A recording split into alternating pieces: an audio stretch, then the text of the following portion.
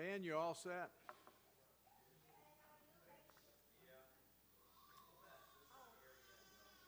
Test 1, 2. You picking me up?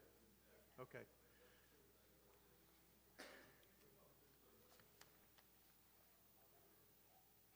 All right, I'd like to welcome you to our Safe Sanctuaries training. This is supposed to be an annual thing. We haven't done it, though, in a couple of years. This is a program of the United Methodist Church. So you can put the next slide. So what is Safe Sanctuaries? A lot of people think that this ministry has something to do with the overall safety of the church. It does not. What it is a protection against child and elder abuse. The overall safety of the church, or gun lockdowns and things like that, that's the trustees. It's not involved in Safe Sanctuaries. Next slide. So exactly what I said, it's protection for children, youth, and vulnerable adults. And it's also, if we follow these guidelines, it's a protection against volunteers being falsely accused of something. And the next slide. And like I mentioned, it's not concealed weapons policy or overall safety plan. And next.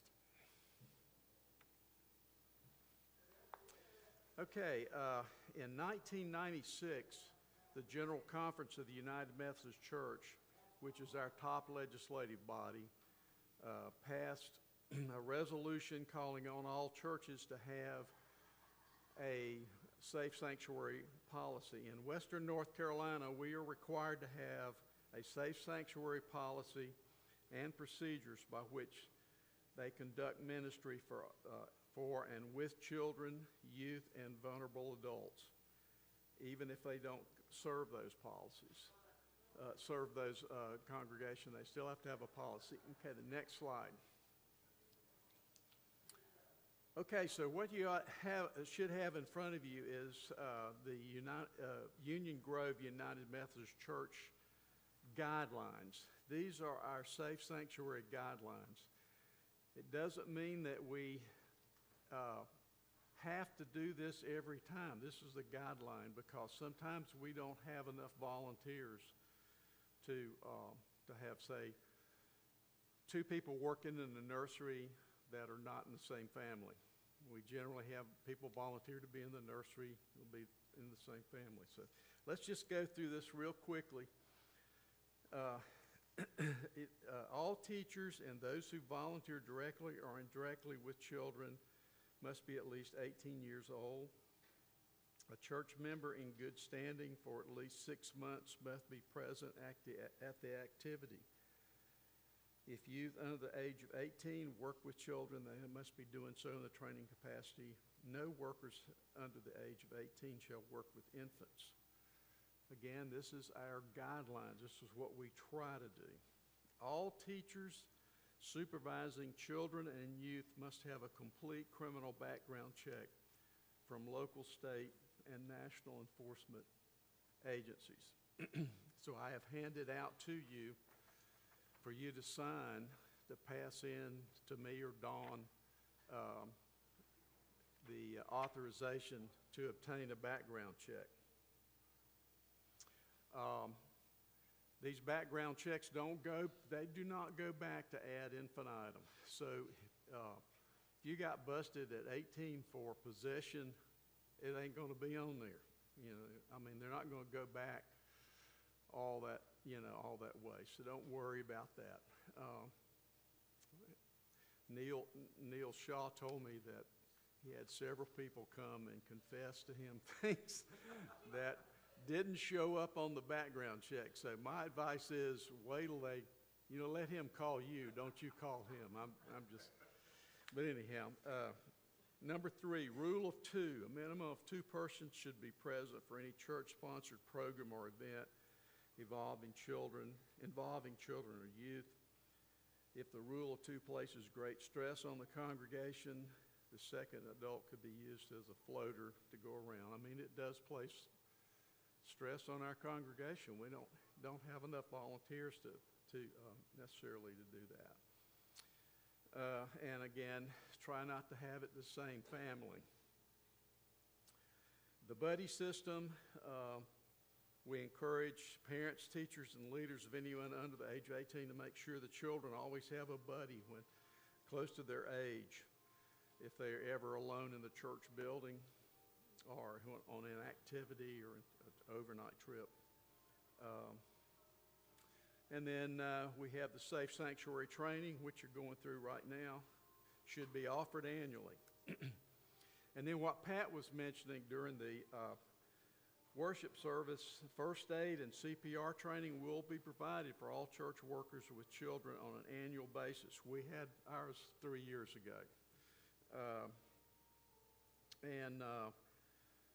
We're going to get into that, though. So if anybody, let me just have a plea right now. Anybody that wants to work on the Safe Sanctuary Committee or would like to work on getting this CPR training, please see me, put a note in my box, or call me or send me an email or anything.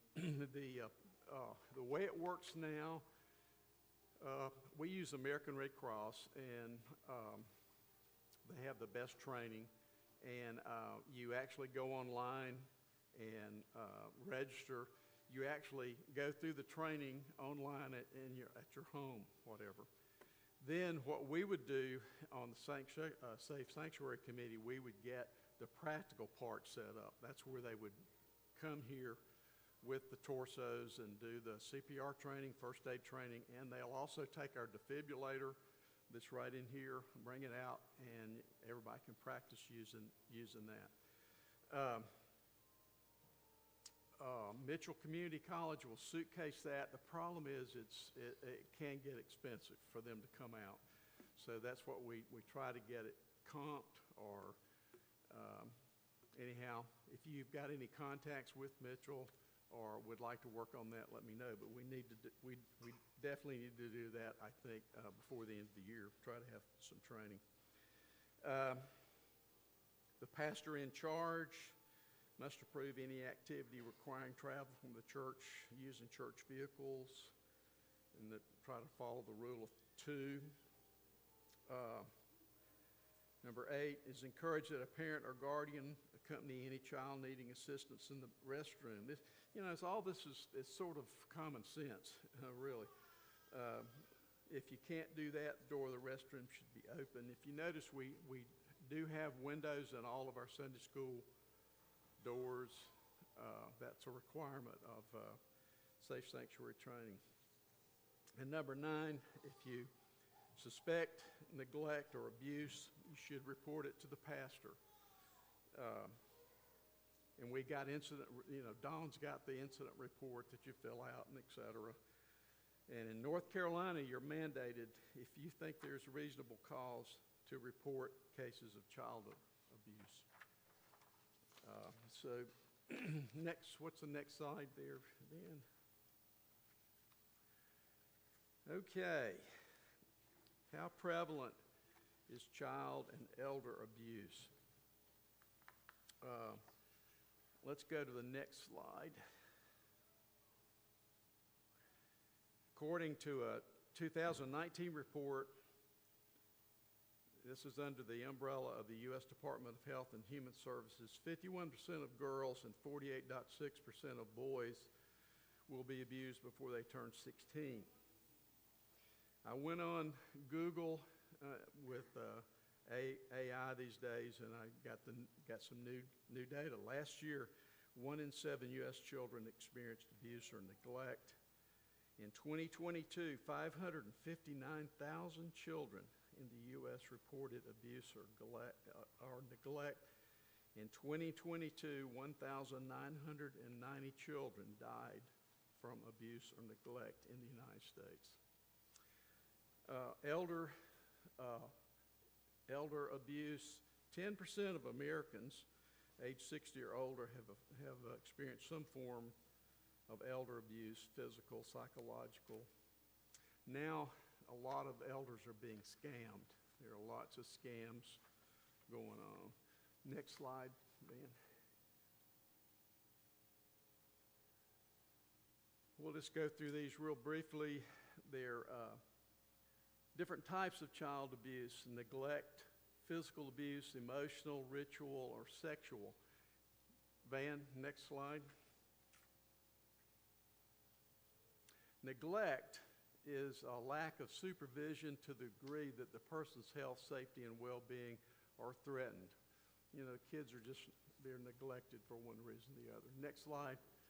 Physical abuse is intentional act causing injury or trauma by way of bodily contact. Next slide is emotional. That's when a person is subjected or exposed to behavior that may result in trauma. Next one, ritual. You don't run into that. That's sort of a religious sort of thing. And then sexual abuse is intentional sexualized behavior involving a child for the adult's own purposes. Next slide. So what do you think is the most common abuse? What gets in the paper is sexual abuse. Sexual abuse is not the most common. The most common is neglect. Neglect is the most common form of abuse. Next slide. What are the signs? If you're a volunteer and you're teaching a Sunday school class or something, how do you know? The obvious signs is a child has bruises on their body. They show sudden changes or extremes in behavior. They have trouble learning or concentrating on what you're talking about. They've got unexplained injuries. They got hurt, and they were hurt last Sunday, and they're back this Sunday, and they haven't been to the doctor, haven't seen anything. They lack sufficient clothing for wintertime. They lack adult supervision.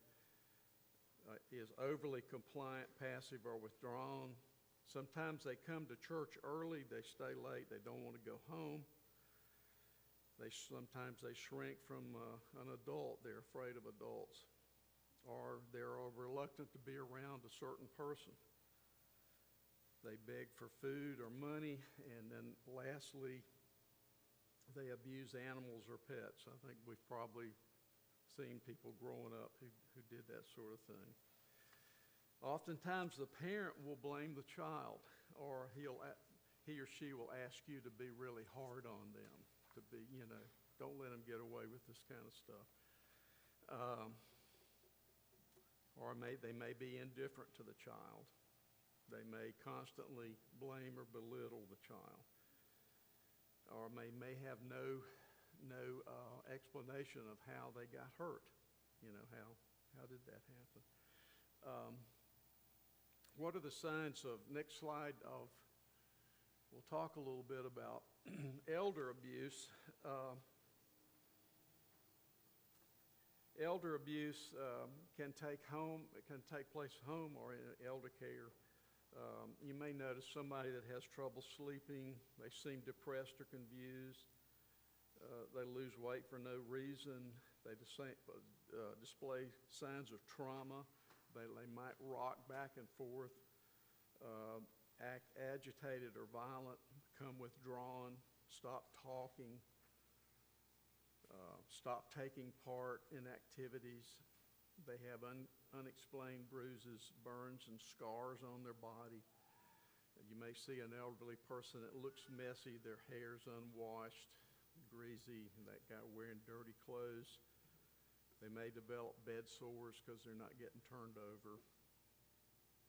Next slide. What are the risks associated with abuse? In other words, if you're seeing abuse in some location, there are a few things that are factors.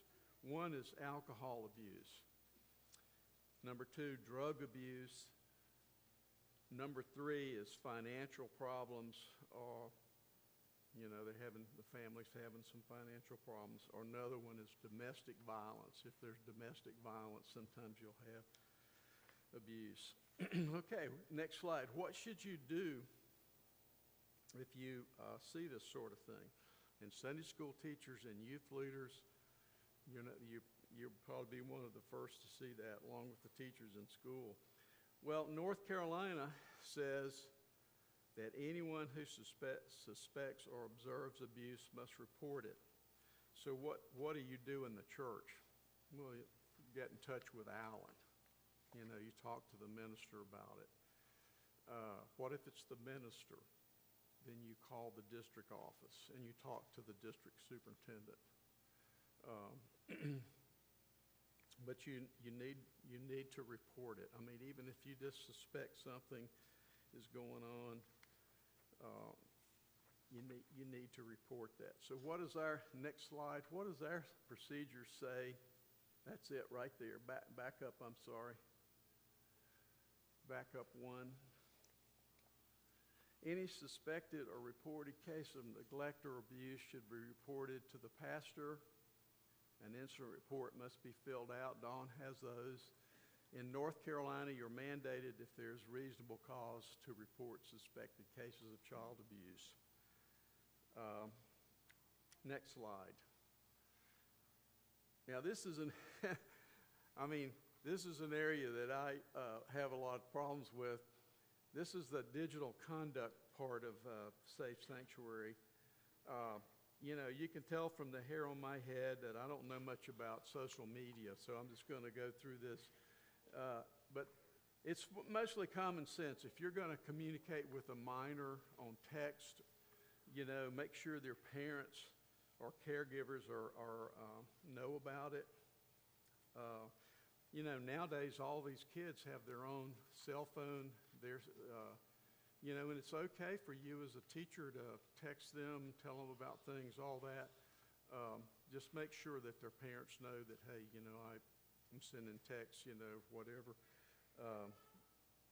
So they've got their own cell phone. Secondly, it is important to create and keep boundaries regarding friending or following children, youth, or vulnerable adults on social media. A best practice that we, the Methodist Church, follows: if they invite you to friend or follow them, or ask you to friend or follow you, then you're welcome to do so. I guess this is the digital form of a hug. Really and truly, you're not supposed to go up and hug somebody if they don't ask you to. If they come and hug you, that's fine. So this follows through into the electronic world. Also, be mindful if you post something on anywhere in the internet. Just be careful of what you post, because all that stuff is discoverable, and a young person could see that. Don't put anything on the internet that you certainly wouldn't want everybody to see. And lastly, phone records are available. Even if you delete everything off your phone, it's still resident. Still resident in the phone system. I mean, I worked in the phone business for 30-some years, and I can tell you, don't ever say anything on the phone that you don't want everybody in the world to know, because none of that stuff's private. Next slide.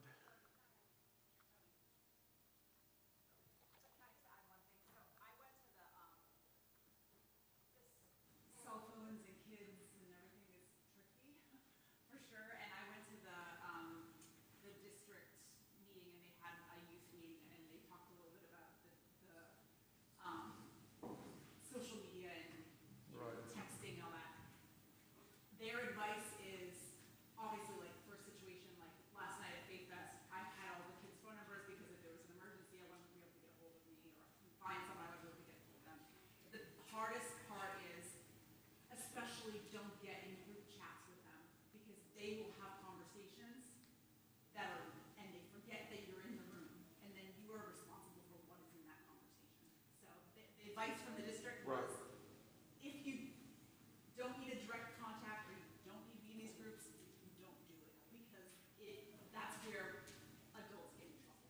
Yeah, in fact, I'm glad you mentioned that.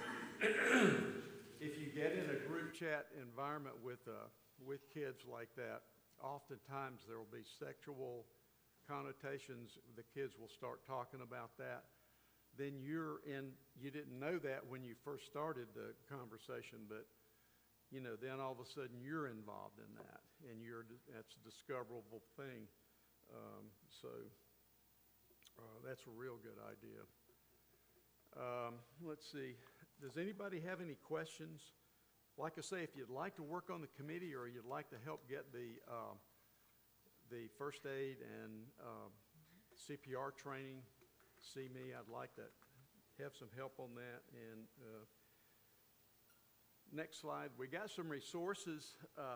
If you got any questions on this, I didn't bring the books with me. I've got two big books. One is Safe Sanctuaries and one is Safer Sanctuaries. They will be in the library. We got our own procedures.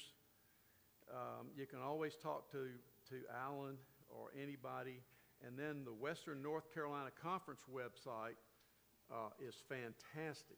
I mean, just go to ministries and go to Safe Sanctuaries, and they've got, like if you're, for example, you're wanting to plan overnight, they've got the form that the parent needs to sign, before the kids go. They've got all the forms that you need for, just anything. I guess everybody knows you don't take a picture of a minor and put it on the internet.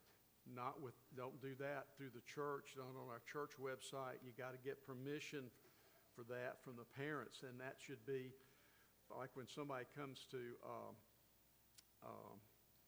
an event or something and you're going to do pictures. They've got these forms, and we got them too in the office where the parent would sign, yes, it's okay. Has anybody got any questions? Ann? So I think it's interesting.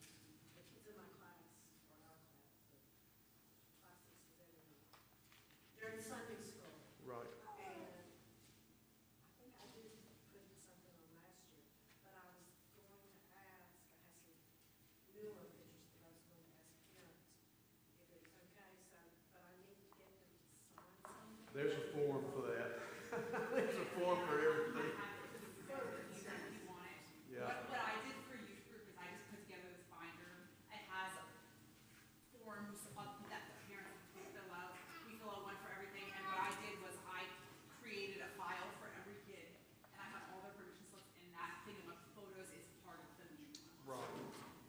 But I can give you the one. You're talking about like class project. You're I'm not not talking about publishing photos. But I think though that even to post Sunday school stuff, you probably should. I think it would just be a good idea. Your kid gets dropped off Yeah. at Sunday school. You're supposed to Just sign, according to the have them church. sign, not for every week, but just the blanket. You use our Sunday school service, Right. or whatever.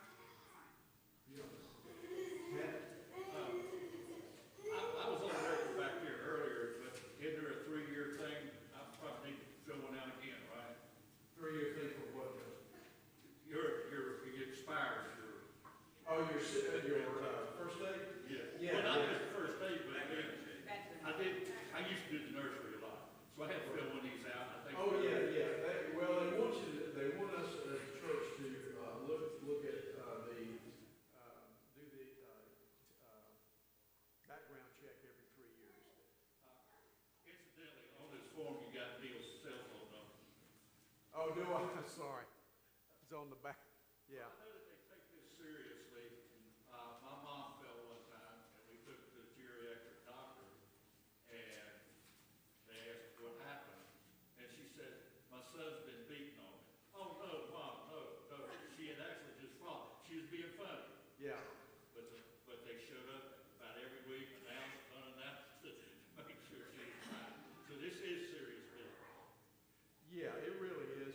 And you think in our church, we're in a small rural area.